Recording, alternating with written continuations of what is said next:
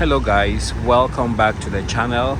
We're back here at Oshkosh and today is the final day for Oshkosh 2023. If I pan over this way, you guys can see the helicopters have resumed giving flights, and the flights run about $60 to $65, and you pay that, then you wait in line, and then you can get your helicopter ride.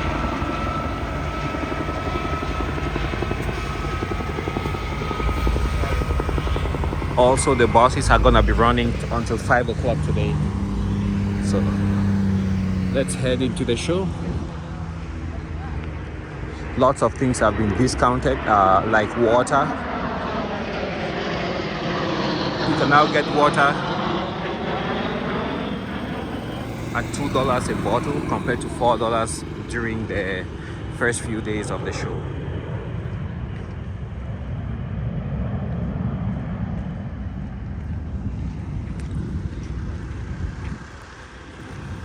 And parking also was a bit cheaper in some areas. Today I paid $20, but right next to the lot where I parked at the museum, they're still charging $25 to park.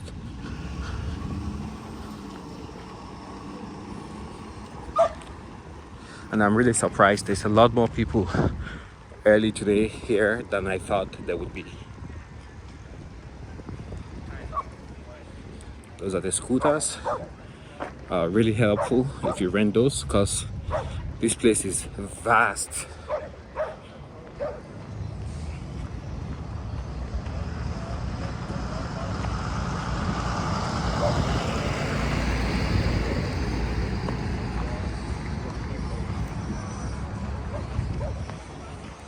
So they're still setting up. You grab the scooter from in there.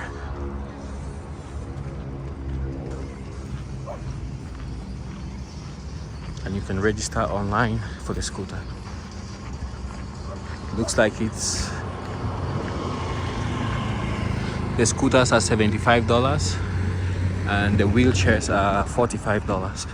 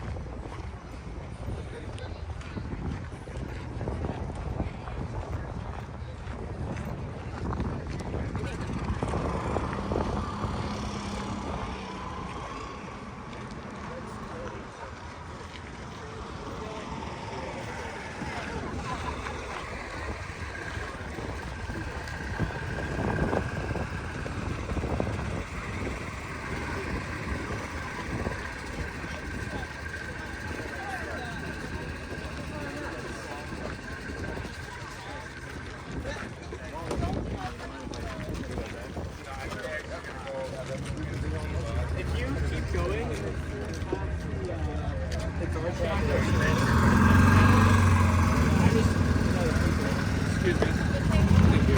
Back up, please.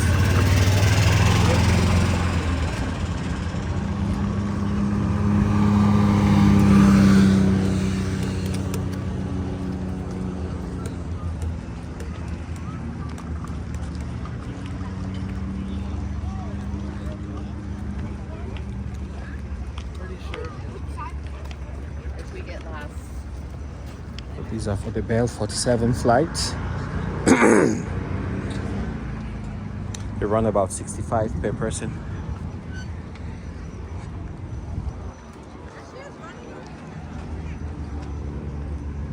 Ticketing.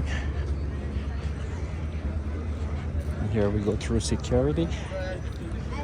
Gain access.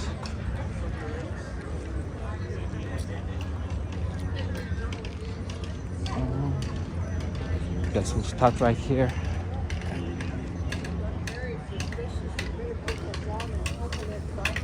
Hello.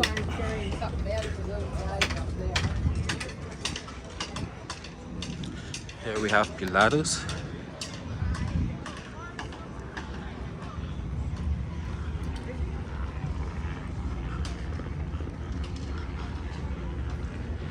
The Cessna 206 turbo stationaire. Very versatile aircraft. Oh, it looks like they've added a Robinson today. Excuse me, for the helicopter tours.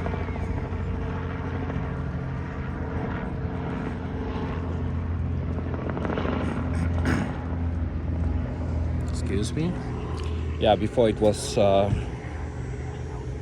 Bell 47s that were doing the tour. Some information about the station air.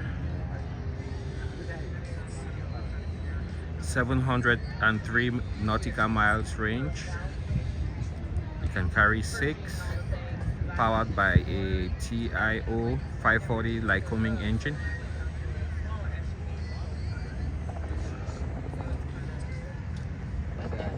A Garmin suit for the avionics.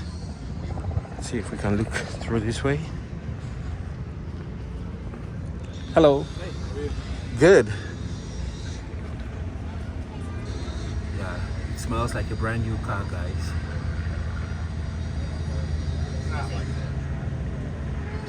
For the plush leather seats.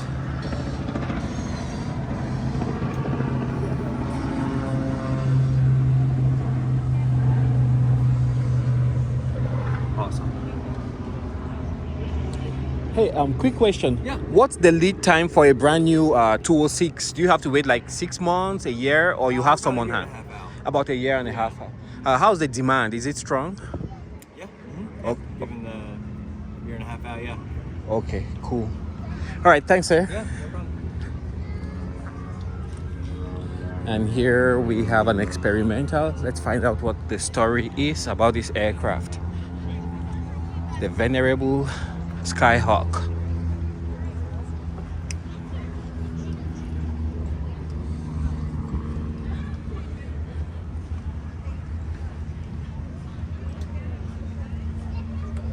Let's take a look inside. This is a 4-seater.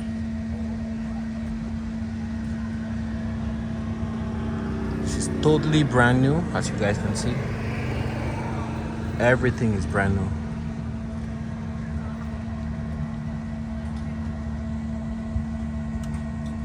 Beautiful avionics.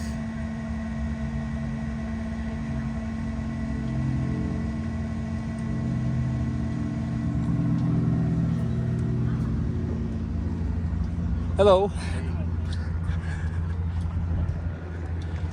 And over here we have a Skylane. I believe the Skylane is the 182. Let's take a look.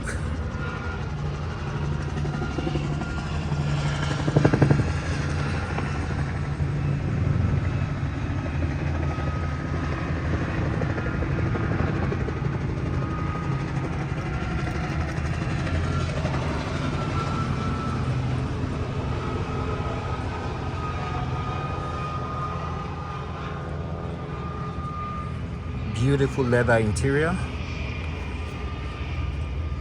Spanking brand new. You have the oxygen refill right here. There you have the baggage. Large glass in the rear so you can see outside.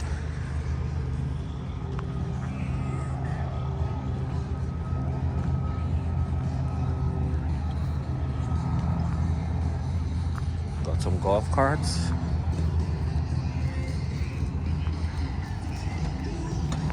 Oh yeah, I believe EasyGo is also owned by Textron, which is the parent company of Cessna. Excuse me, got a little irritation there. And here you have the Bell 429.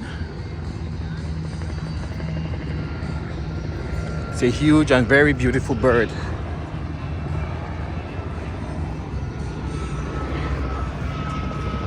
Got a range of 411 nautical miles. Cruise speed of 155 knots. Hover ceiling 14,000 feet. And it's got a twin engine.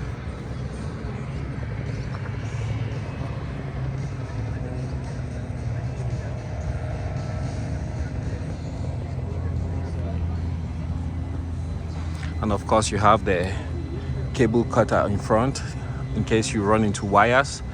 That's designed to cut the wire so it doesn't impact the rotor system. You got a step right here for the co-pilot. Nice steps to get in. Co-pilot, pilot, map light. You got speakers on top on the roof. You got a rotor brake right there, tilted towards the pilot.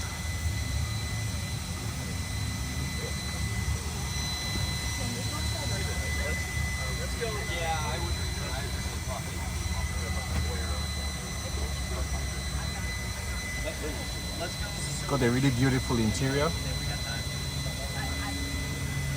Nice leather seats. Also have a grab handle right here. Well, let's take a look here in the back.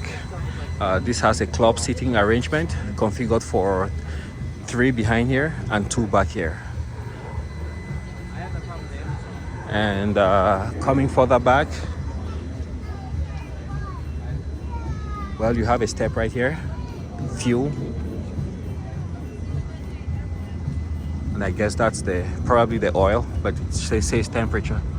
And you have the engines on top. This one has a Canadian registration.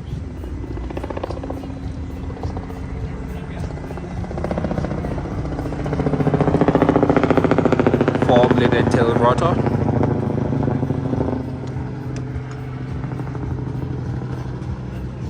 And I believe this one, they just brought it. I don't think I saw this on the first few days. It should be a 206 Bell 505. Okay, it's the new design. And it has a range of 306 nautical miles. Cruises at 125 knots. Carries 5. It has a Garmin G1000H avionics suite. And the hover ceiling is 14,450. Twin blades. It's gonna be a little bit noisier than the other one, but the rear section looks like the 206. The front looks different. Nice visibility. You got the wire cutter on top,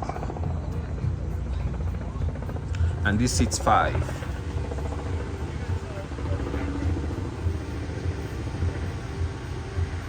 Avionics, audio panel.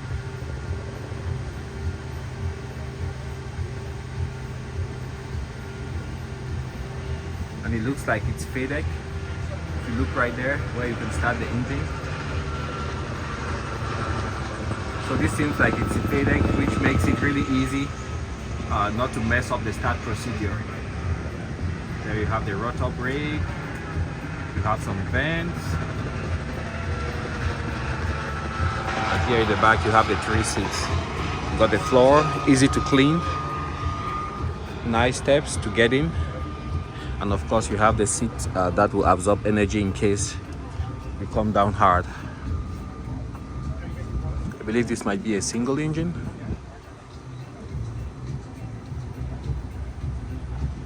Baggage compartment. Ground power connection.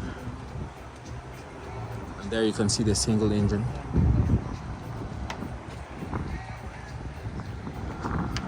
There you got the tail.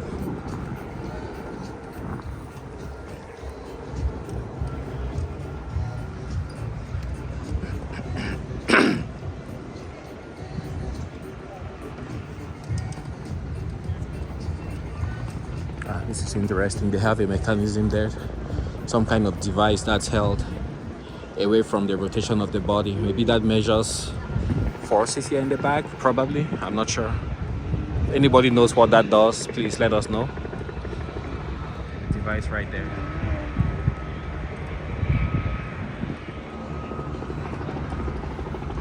So that's that.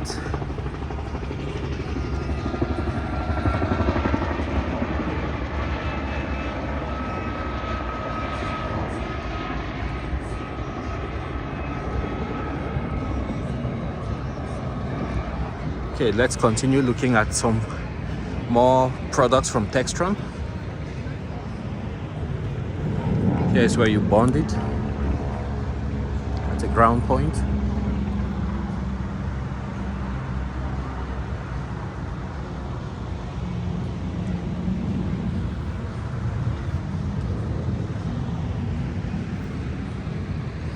And in here you have some merch from Beechcraft, Cessna.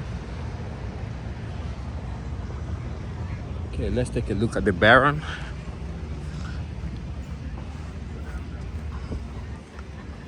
So the Barons are basically about the same size as a Bonanza, but they have 2 engines. So they are more capable. Some of the earlier ones would have a radar up front. Here you can see what the engine looks like. You can see the drive belt for accessories, LED lights. This will carry about 5, 6, 7 people. It carries 6 occupants, traveling a maximum range of 1,480 nautical miles. Climbs at 1,700 feet per minute. Needs about 2,345 feet for takeoff. You have the de-icing boots in front, air intake.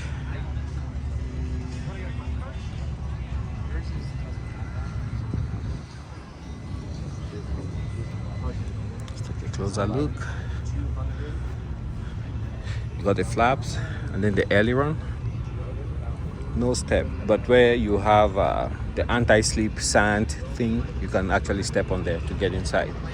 You have the first step, climb, you get inside. Then here these doors open like the barn doors, and then yeah, you get inside.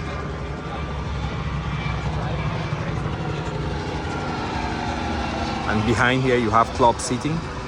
Then you have the one door in front for the passenger and the co-pilot, and the pilot and the co-pilot. The pilot and the passenger. You got the static port. It's a Baron G58.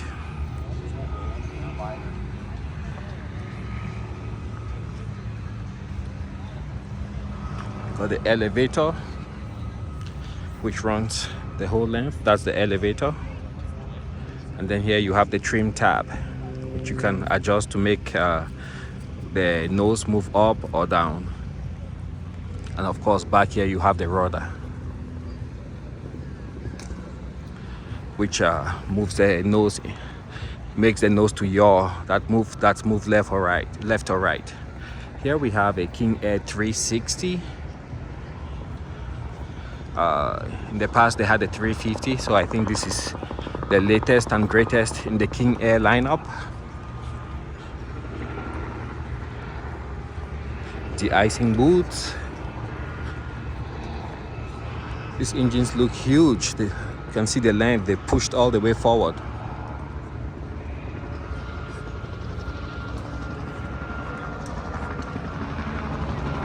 Looks nice and clean.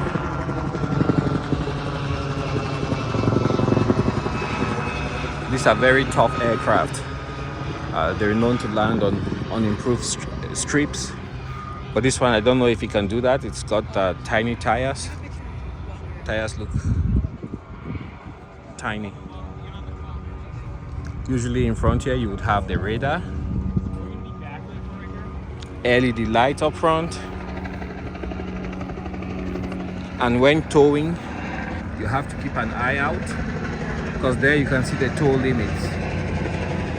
So as you are towing and moving left, right, you have to make sure you don't exceed those marks, otherwise you might damage the landing gear.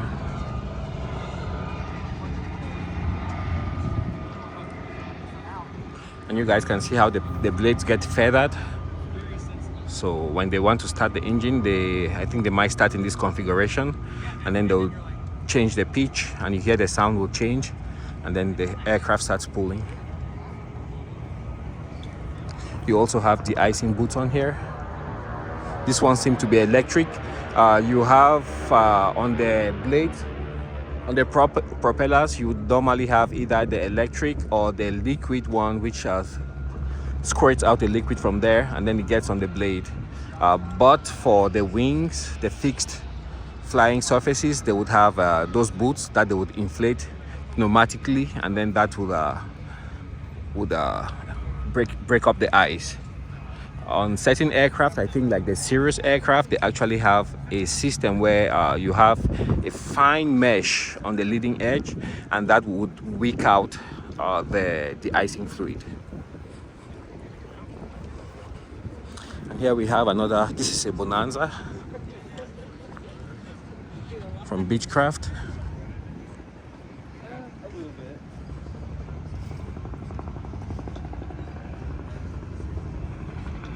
Single engine, half the cost of the Baron, but also slower because the Baron has twin engines. Also, the Baron is safer if you are flying over inhospitable terrain like mountains, you're flying at night, you're flying over large bodies of water.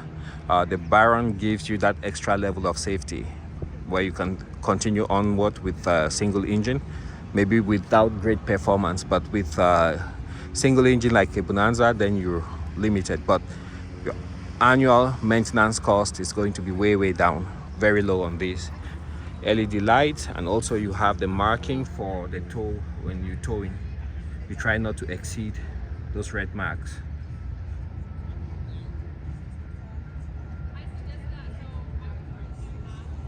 All right, let's continue. To access the engine, you push, and then you lift it up, and then you can open the other side also and do maintenance, top off the oil, check if anything is out of place. Aft gas.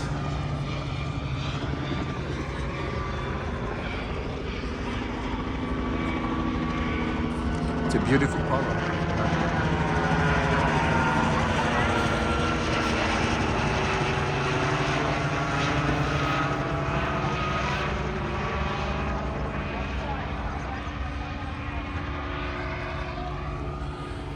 All right, we've been here before, but let's just take another look at the Pipistrel aircraft. You guys can see here, stay clear.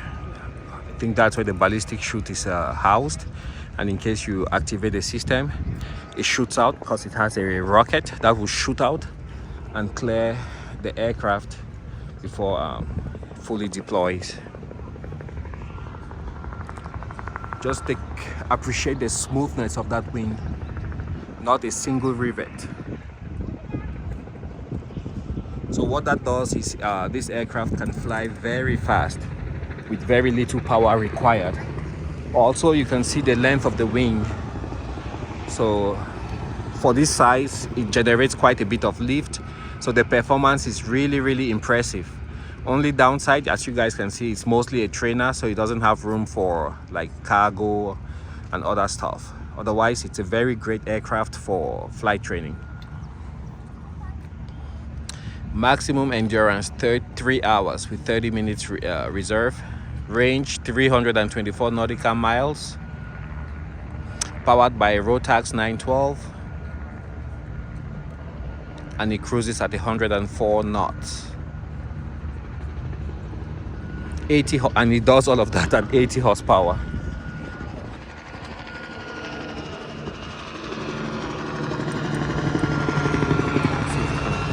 Take a peek inside.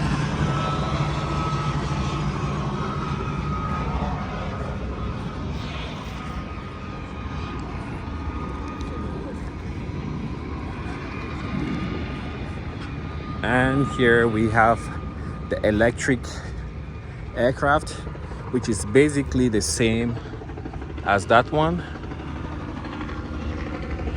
but it is electric. Has a big sign here, lithium ion. You have to tape the prop, otherwise it keeps spinning. And this is the Velis Electro, the world's first certified electric aircraft.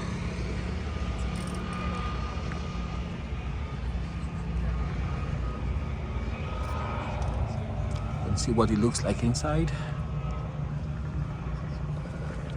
That's the spar that's running across.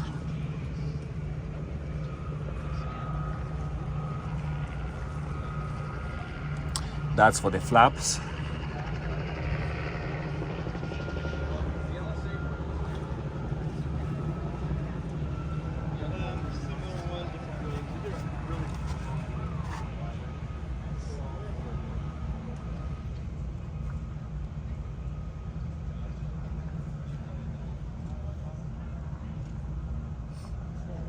Those tiny little wheel tracks.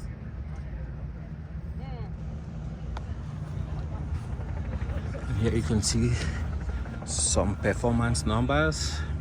Endurance up to 50 minutes plus VFR reserve. Normal charge is under 1 hour. It's powered by an in-house E811 pipistrelle engine, and it cruises at 93 knots.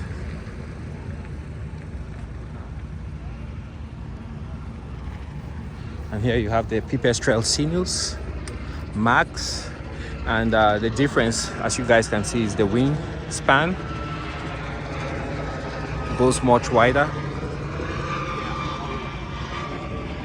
It has an endurance of 7.5 hours or 7.7 hours. Range 770 nautical miles. Powered by Rotax 912.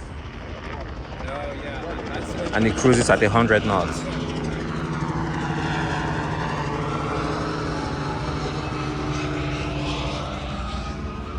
It seems to have a larger cabin. Of course, there you have the flap. The fuel gauge is right there. And then the electric one. So the electric one, You got a map light right there. it's the school. Yeah, it's a flight school. Yeah. Yeah. And there you can see what the panel looks like. Not only minimal time in the air, but we're still registering this road with A little bit. the size of her. Yeah. Well, this one has. Yeah. Actually uses a lithium battery, which is Nice. lightweight.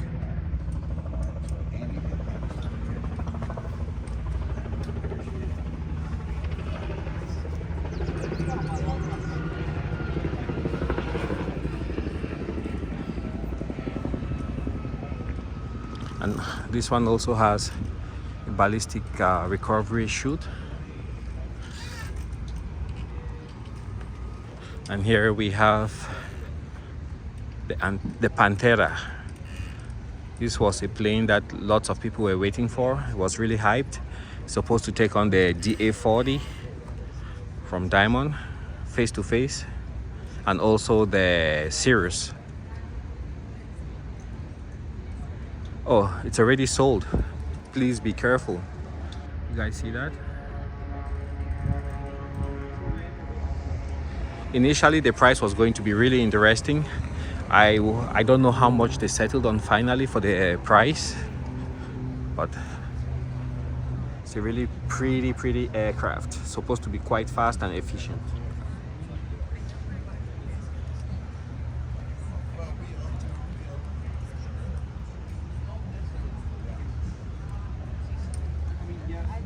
Yes, the Cessna plant is right on the other It's side. got a of the 3-blade runway, prop. the west side of the airport, and they just taxi out on the highway there.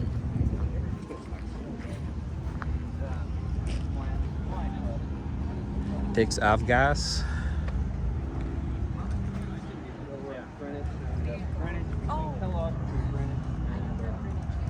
And right there is where you pull the parachute. It's a parachute handle inside. Looks really great. I see an autopilot panel up there. So this one probably has the latest and greatest. The rear passengers, they have their own door to get into the aircraft. It's got retractable landing gear.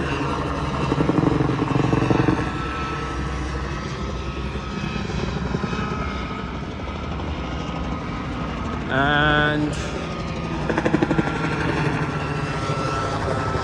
let's go to the front here so we can wrap up our visit here at Textron with one quick video.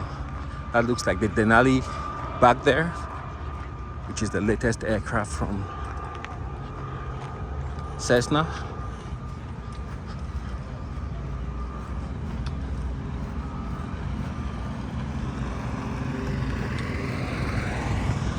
Here we have a CJ3 Citation jet, LED position lights.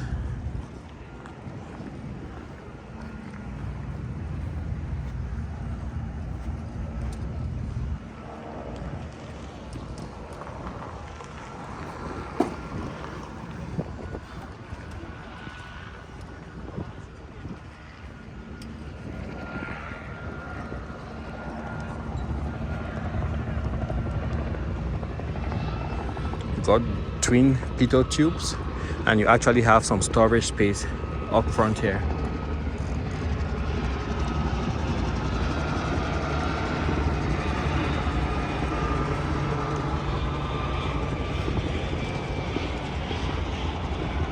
Over here we have the Denali single engine. This should take on the PC-12 from Pilatus. Again, you have the tow limits right there. LED landing lights, retractable gear. 4-bladed prop. No, 5 blades on the prop. They're short, they look almost like the scimitar kind of prop. It's a big aircraft. This is the stall warning detector. So if the aircraft is about to stall, this is what detects it, and then it sounds an alarm inside. For an aircraft like this, because up front they have the engine, they will displace the radar and put it right here on the wing, one of the wings. So this is what this pod is. They've just removed the radar, and they have the radar, the radome mounted inside here. So they actually have their own autonomous radar weather detection system. In case there's a storm in front of the aircraft, this will detect it and give them real-time information inside. You can actually get that same information from certain services, but at times there's a delay. So what you are seeing is not happening in real time, and that can end up causing like really serious issues. You might think the weather system has left an area, whereas it's actually still lingering there. Or you might think you might beat a weather system into an area, and you get there and you find out that the storm is actually still in place. So that's why it's good to have your own autonomous radar system. There you get the tail. And from the looks of it, it looks like there might be an APU back here. You can see that seems to be an exhaust for the APU. That would be an auxiliary power unit, which if you have customers, you'll be running it when you are on the ground. Hello. Quick question: does this have an APU in the back here? No APU. It's just it's a air conditioner compressor. Oh, for the air conditioning for the aircraft. Yeah, compressor. Okay. Exhaust is what you're seeing. Okay. But this is already certified, right? Because I think I saw experimental It's somewhere. experimental, not certified yet. It's Oh, still being flight tested. Okay, cool. Thank you. So it's still being tested. So this might be a test bird. Over here we have the Grand Caravan EX. This is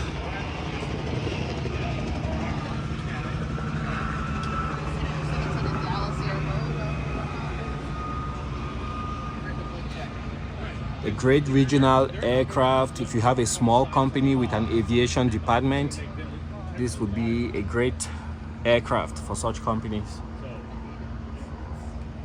Not very fast, but a very durable aircraft.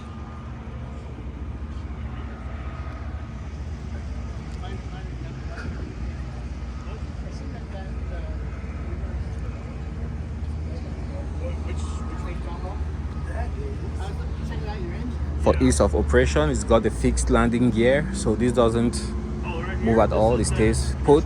One less thing to worry about. That's the ice protection fluid. So if you guys look here, it's difficult to see.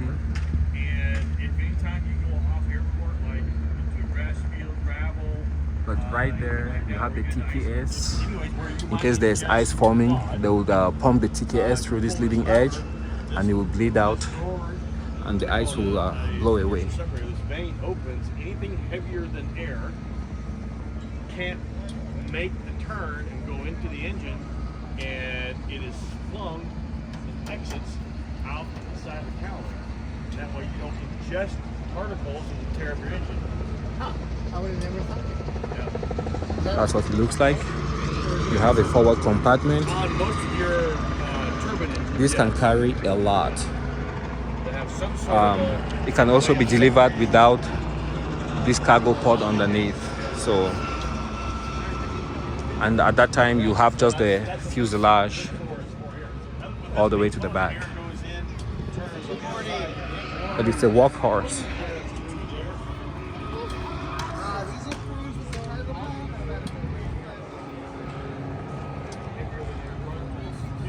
Oh, take a look here at the engine. See what it looks like underneath. yeah, just open the door. Yeah, so I've been in icing conditions where you get ice building up around here. And, Huge exhaust. but if there's any built up and it comes off, I've been flying and I've seen ice go out the side rather than going into the engine. Okay. See it flying out the side of the cowling sitting there and see it come out the side. It works.